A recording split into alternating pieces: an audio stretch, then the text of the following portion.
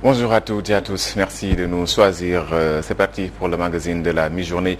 Nous avons le plaisir de recevoir aujourd'hui l'honorable Adji Mbergane Kanouty, qui est député à l'Assemblée nationale. Il est aussi secrétaire général de l'UDS Authentique.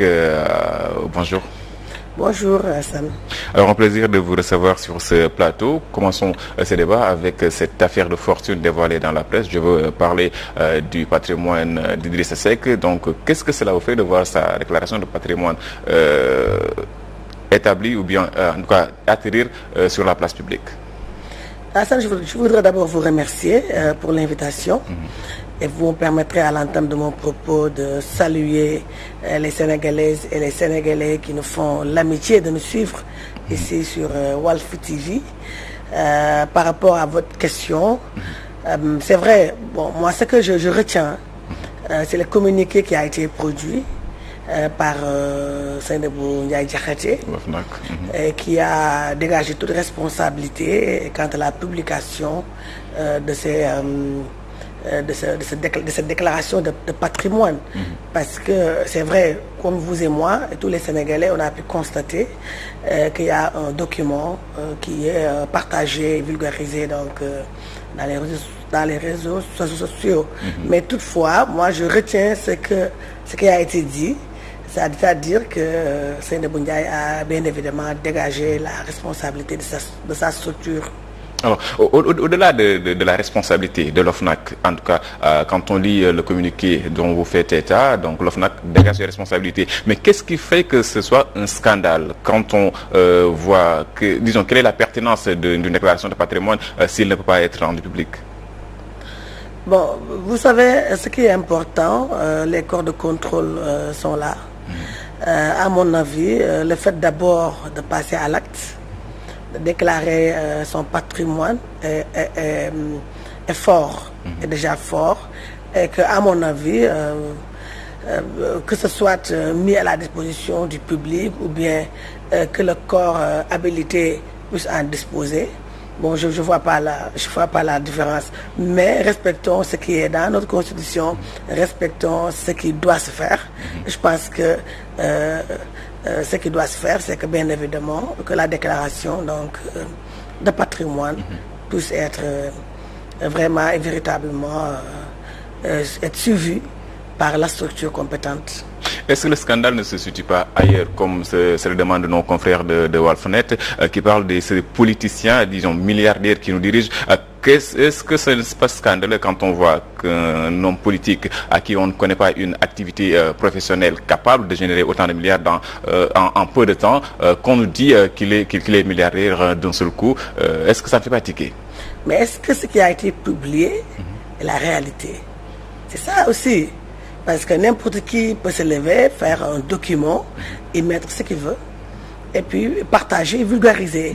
Il faudrait d'abord voir la crédibilité, mais également la véracité même de ce document avant de pouvoir épiloguer ou bien de pouvoir en discuter véritablement. Alors donc parlons donc d'autres choses à présent de cette affaire qui a défrayé la chronique ces 3-4 derniers jours. Je nommais Aminata Lo, ancienne ministre sous le régime d'Abdoulaye Wade, qui a été donc placée sous mandat de dépôt juste pour avoir violé le couvre-feu. Donc c'est le chef d'inculpation qui a été retenu contre elle parce qu'elle écope donc de 2 mois avec sursis. Est-ce qu'aujourd'hui on ne peut pas dépasser ces étapes-là au Sénégal? Pourquoi à chaque fois qu'on note que des membres de l'ex-régime ont soit maillés en partie avec la justice? Mais je me réjouis qu'elle soit libérée. Je me réjouis fortement qu'elle soit libérée parce que c'est vrai qu'elle a eu tort. Qu'elle a eu tort de s'emporter, qu'elle a eu tort également de violer le couvre-feu, qu'elle a eu tort de tenir de tels propos. Mais ce qui est important... Des propos qu'elle réfute. Oui, qu'elle réfute. Bon, si elle réfute, ça veut dire qu'elle regrette alors. Parce que c'est un enregistrement, même si moi je suis contre l'enregistrement. Voilà, je ne valide pas dans cette façon de faire maintenant au Sénégal. Nous avons nos valeurs auxquelles nous devons retourner. Véritablement, Aminata a fauté et la justice également a été clémente à son endroit. Donc elle a fauté parce que peut-être elle a été énervée à un moment donné, parce que nul n'est parfait, mais je pense pas que elle elle pense déjà, c'est tout ce qu'elle a, toutes les insanités qu'elle a eu à vraiment à déclarer. Je pense pas qu'elle pense sérieusement. C'est à un moment donné, à mon avis, elle a été vraiment énervée, elle a perdu sa sérénité, elle a perdu son calme parce que Aminata, que je la connais pas personnellement, mais pour un ancien ministre de la République, je trouve que le comportement n'était pas vraiment le mieux, n'était pas adapté dans ce contexte donc de Covid-19. Mais ce qu'il faut retenir, c'est que tout simplement qu'elle soit libérée et nous nous en réjouissons. On est d'accord, elle a violé le couvre-feu, c'est pour ça qu'elle a été d'ailleurs condamnée, mais nos forces de l'ordre ne sont pas exempts de reproches dans cette histoire-là. Ils ont enregistré et fait fuiter cette affaire-là, cet enregistrement dont vous parlez. Ben, comme je dis, moi je suis contre tout enregistrement. Je n'aime pas qu'on puisse enregistrer les personnes à leur insu. Ça c'est contraire à nos valeurs. Maintenant, les forces de l'ordre, moi je profite de l'occasion même pour magnifier les actes qu'ils sont en train de poser dernièrement. Vous les avez vus distribuer des masques. Ça veut dire les forces de l'ordre montrent à la population qu'elles sont des partenaires. Et c'est là où je félicite d'ailleurs le ministre de l'Intérieur qui privilégie le dialogue à la répression. Et ça, il l'a dit, et il est en train de poser les actes qui nous réconfortent, vraiment des actes qui rassurent les Sénégalaises et les Sénégalais. Boubacar Seye, placé sous mandat de dépôt, aujourd'hui il bénéficie d'une liberté provisoire. Aminata Lo qui a aussi été placé sous mandat de dépôt. Cette multiplicité des placements sous mandat de dépôt, est-ce que ça ne pose pas problème pour un pays comme le Sénégal qui se veut un pays démocratique, vitrine de l'Afrique? Vous l'avez dit, un pays démocratique, mais également nous sommes dans un état de droit. Maître Boubacar Seye a eu à vraiment faire des accusations, et il est normal qu'il y ait des preuves. Accusations et interpellations. Parce que accusation, on ne peut pas faire des accusations sans preuve. Il ne faut pas oublier, Hassan, que nous sommes dans un état de droit, mais aussi l'État sénégalais a des partenaires financiers. Et de ce point de vue-là, il y va de la crédibilité de nos institutions. Il y va de l'image du Sénégal. C'est la raison pour laquelle, si nous devons vraiment faire des accusations, à plus forte raison même, un président d'une ONG, il faudrait au préalable disposer de preuves concrètes, tangibles et palpables. Comme j'ai eu à le dire, nous n'avons pas souhaité la prison pour Maître Boubacar Seye, non loin de là. Mais il faudrait reconnaître également que nous sommes dans un état de droit et que nul ne peut se lever un beau jour, accuser nos institutions, accuser des autorités et ne pas avoir véritablement des preuves irréfutables. Boubacar Seye et ses partisans parlent d'interpellation, vous parlez d'accusation, mais est-ce que la meilleure réponse de l'État n'était pas de montrer les preuves de l'utilisation de ces fonds? Vous savez, les pays européens n'investissent pas, ne font pas de financement sans suivi. C'est, à mon avis, ne pas connaître, ne pas comprendre les mécanismes utilisés par les partenaires financiers. Ils suivent à la lettre. Les centimes, même un centime, ils ne laissent pas au hasard. Nos partenaires financiers font du suivi évaluation, quelque chose de très important pour eux. Déjà, ils font le suivi par rapport à l'impact sur les cibles, sur les bénéficiaires. Ils font le suivi des sous qu'ils investissent. Ce n'est pas des financements qui donnent aveuglément. C'est pourquoi je dis, c'est des accusations parce que lui, gratuites, parce que lui, Maître Boubacar Seye, il sait pertinemment en tant que président d'une ONG qu'un partenaire financier suit à la lettre ses investissements, suit à la lettre les financements qu'il a eu vraiment à donner en faveur donc, de l'État sénégalais ou bien même en faveur d'organisations citoyennes ou de mouvements associatifs. Le partenaire a le droit en tout cas de savoir où va cet argent, mais le peuple aussi. Oui, le peuple a besoin de savoir et je pense que les ONG, aussi bien les ONG, et l'État rend compte à ses partenaires financiers. Donc, si ces partenaires financiers, vous ne les avez jamais entendus soulever, peut-être dire que là où vont leurs fonds, les fonds alloués, il n'y a aucune transparence. Au contraire, les pays européens, donc soit l'Union européenne, soit les pays donc d'autres continents qui viennent en aide, donc qui financent certaines activités ou projets et programmes de nos institutions, vous ne les avez pas entendus parler donc de nébuleuse dans ce qui est en train de se faire. Tout est transparent, sinon les partenaires financiers ne continueraient pas à vraiment faire confiance à nos institutions en injectant beaucoup d'argent pour vraiment financer certaines activités ou bien certains projets et programmes. Je parlais tout à l'heure de cette distribution sans cesse de mandats de dépôt. Certains acteurs de la société civile estiment que c'est une manière d'essayer de museler les voix discordantes. Muselé. Non, du tout, parce que vous-même, vous l'avez constaté, qu'avec M. Boubacar Seye, c'est des accusations gratuites.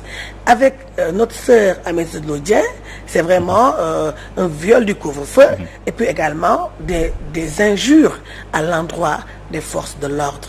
Donc, vous-même, vous conviendrez avec moi que cela ne peut pas être vraiment un moyen de pression ou bien un acharnement à l'endroit donc plutôt contre la société civile. Non. Est-ce que le chef de l'État qui demande un mémorandum n'est pas en train de conforter Boubacar Seye?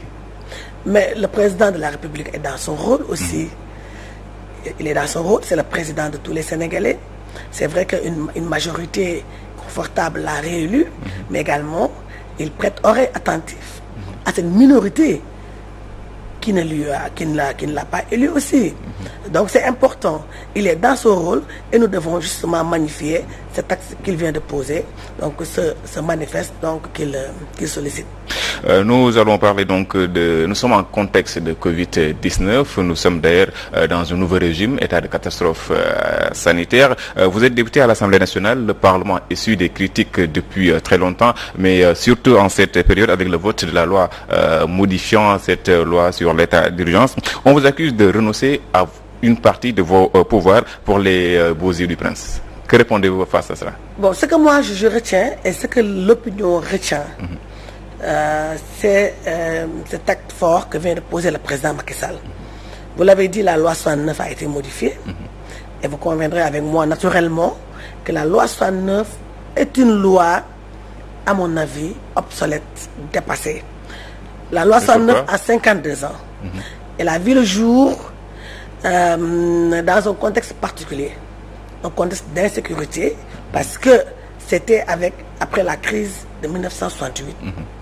Aujourd'hui, le monde bouge, les choses évoluent. Il est important vraiment de s'adapter, parce que les lois sont faites par les hommes. Donc une loi doit être évaluée, une loi doit être améliorée, une loi doit être adaptée pour répondre aux exigences du moment. Le contexte actuel est un contexte où il faut agir vite, rapidement, ici et maintenant, pour prendre rapidement en considération les préoccupations des Sénégalaises et des Sénégalais. Dans le texte de 1969, il y a deux aspects qui n'avaient pas été pris en compte, notamment l'aspect catastrophe naturelle et l'aspect sanitaire. Mais quand on parle de calamité, on peut y mettre tout ça là. Non, je viens. Il fallait dès lors introduire dans le texte la gestion des catastrophes naturelles et sanitaires. Maintenant, vous parlez de calamité et de catastrophes naturelles. Je vous renvoie au code des assurances. Vous verrez vous-même que calamité et catastrophe, ce n'est pas c'est pas la même définition. Et qu'il était important, même je vous renvoie au code des assurances, au code ciment, et vous-même vous verrez. Donc, je veux dire simplement également, je reviens pour dire que dans le texte de loi, il n'y avait pas l'aspect catastrophe naturelle. Ce qu'on a vécu à Gadiaga avec l'explosion du fût de gaz n'était pas pris en compte par la loi 69. La pandémie que nous sommes en train de vivre n'était pas prise en compte par la loi 1969. Et qu'aujourd'hui, l'Assemblée nationale n'a perdu aucune de ses prérogatives. C'est vrai, nous avons donné au président de la République la possibilité de pouvoir agir rapidement. Parce que vous savez, quand un projet de loi arrive à l'Assemblée nationale, ce projet de loi, il y a un circuit par lequel il doit passer. D'abord, c'est la conférence des présidents qu'il faut étudier ce projet de loi. Et puis, ce projet de loi va aller en commission technique en présence du ministre et qu'il soit étudié également avant de passer en plénière pour le vote et son adoption. Et tout cela, c'est une procédure assez lourde, surtout si on est dans un contexte de pandémie ou dans un contexte de catastrophe naturelle. C'est là où on a dit il faut donner au président la possibilité d'agir rapidement. Parce qu'une catastrophe naturelle ou une pandémie ne peut pas attendre des jours. Alors que entre le moment où le projet de loi est étudié à la conférence des présidents, commission technique, plénière, c'est des jours et c'est lourd. C'est cela que nous avons vraiment, c'est pour cela nous avons permis maintenant au président Macky Sall, au président de la République, parce que cette loi va survivre même après, au président de la République. Nous l'avons permis non seulement de pouvoir prendre des mesures, mais aussi de pouvoir déléguer. Ça veut dire de pouvoir déléguer aux autorités administratives, dont les gouverneurs, les préfets, qu'ils puissent aussi, dans un contexte particulier, de prendre rapidement des mesures au bénéfice profitable au peuple sénégalais. Et ce qu'il faut retenir avec cette loi 69, c'est que le président Macky Sall est intéressé et mu uniquement par le bien-être des Sénégalais et des Sénégalaises, mais également de la santé des Sénégalais qu'il tient à préserver. Il faut agir vite, vous l'avez dit, honorable, mais agir vite ne veut pas dire agir sans contrôle. Et là, l'Assemblée nationale n'a plus voix au chapitre. Vous savez, il fallait un cadre normatif. Si le président avait pris la possibilité, avait agi sans même connaître un cadre normatif, on aurait dit que le président a outrepassé ses prérogatives. Maintenant, pour le contrôle, je peux vous rassurer que l'Assemblée nationale n'a perdu aucune de ses prérogatives et qu'aujourd'hui également, nous sommes en mesure de contrôler la gestion, les moyens mis en place pour la gestion donc, de toute catastrophe naturelle ou bien de pandémie. Nous avons des missions que la Constitution de 2016, le référendum du 20 mars 2016, nous a donné, nous, parlementaires, nous, députés, la possibilité de pouvoir contrôler l'action gouvernementale, mais également cette possibilité d'évaluer les politiques publiques. On vous accuse d'être prêt à ne rien faire. Ça, c'est une assertion qui revient quand on parle de cette législature. Vous n'avez plus la possibilité de déposer une motion de censure. Vous ne contrôlez plus, en tout cas, vous n'avez plus votre mot à dire quand il s'agit de mettre le Sénégal sous état d'urgence. Aujourd'hui, qu'est-ce qui reste à l'Assemblée nationale, concrètement? Nous n'avons rien perdu. Nous avons toutes nos prérogatives. Il n'y a aucune prérogative que le député a perdue.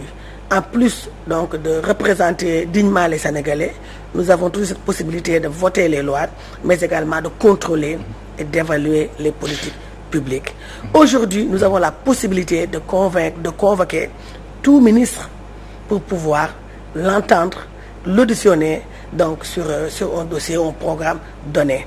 Nous avons également la possibilité d'initier des missions. Dernièrement, nous avons initié une mission d'information parlementaire sur les inondations. Mais ça également, c'est le contrôle et l'évaluation. Parce que nous aurons pu nous limiter à auditionner uniquement les ministres. Mais au-delà même de l'audition, au-delà de la revue documentaire, qui a été la première étape, la deuxième étape a été l'audition des ministres concernés, des ministères concernés. Mais il y a une troisième étape. Nous avons été sur le terrain. 15 députés, et j'en faisais partie. Nous avons sillonné le territoire national. Et nous avons vu de nous-mêmes les ouvrages qui ont été réalisés, les ouvrages qui sont en cours de réalisation, et là où il faut des ouvrages où il n'y a rien. Donc c'est pour vous dire que si nous n'avons pas cette prérogative de contrôle et d'évaluation, nous aurions pu nous contenter d'auditionner ces ministres et puis de dire que tout va bien.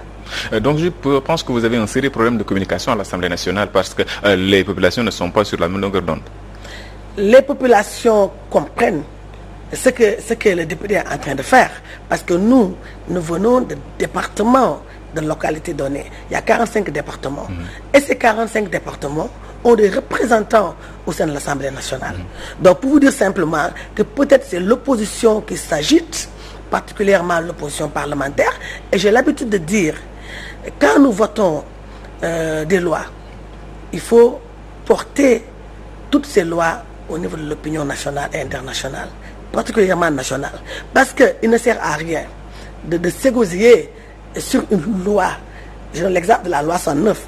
Toute l'opposition parlementaire parle de la loi 109. Alors qu'à Hassan, nous avons eu à voter des lois au même moment que la loi 109, et vous n'avez jamais entendu des députés de l'opposition en parler.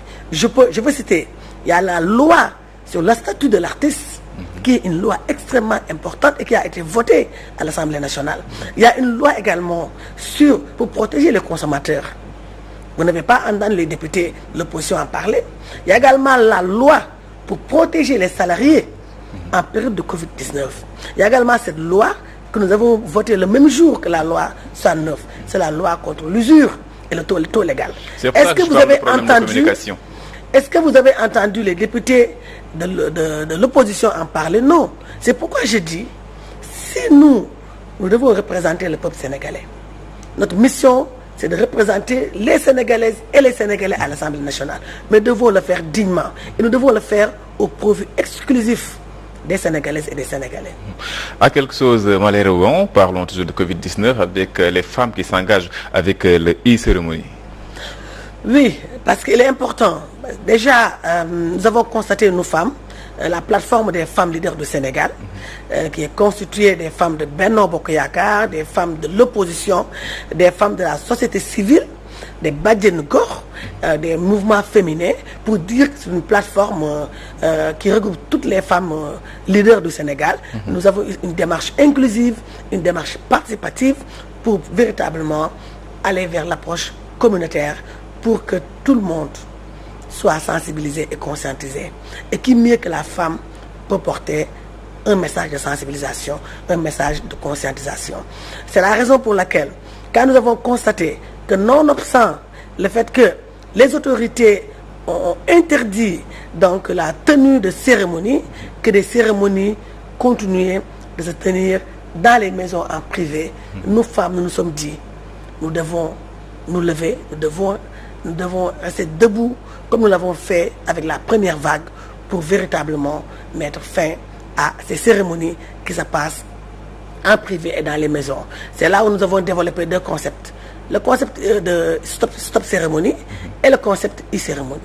Le concept e-cérémonie est extrêmement important et nous sommes vraiment contentes de voir l'adhésion de toutes les femmes du Sénégal. Nous sommes également contentes de voir vraiment l'adoption de ce concept par les Sénégalais et les Sénégalaises. Parce que nous sommes arrivés à faire ce qu'on appelle l'e-commerce.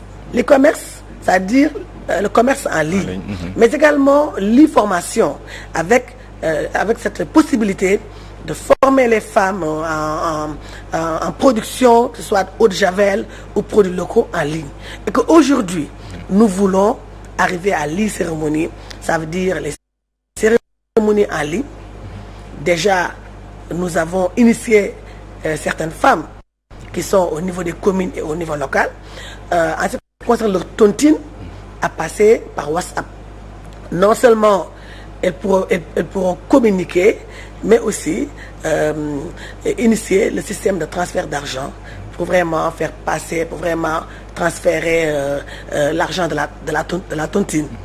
Et que dans les meilleurs délais, les femmes leaders vont organiser une cérémonie en ligne pour permettre à tout le monde de voir véritablement que cela peut se faire, que nous pouvons organiser un baptême en ligne, que nous pouvons organiser un mariage en ligne, que nous pouvons organiser des réceptions en ligne.